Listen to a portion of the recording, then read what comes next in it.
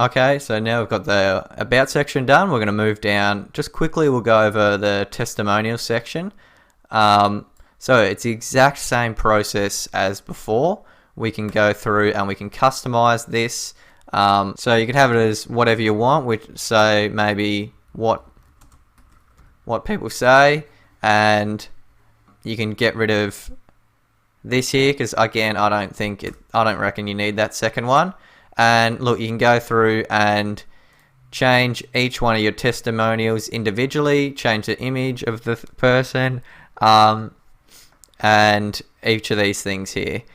So it's just really easy to do, not much work, and it comes out looking really nice.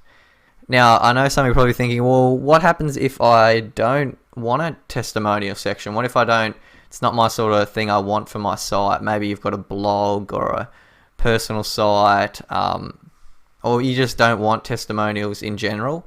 I hear you don't have to have it. So simply, you can just click, if you hit disable section, and like that, it will just simply remove our testimonial section. And if you untick it, it'll come back.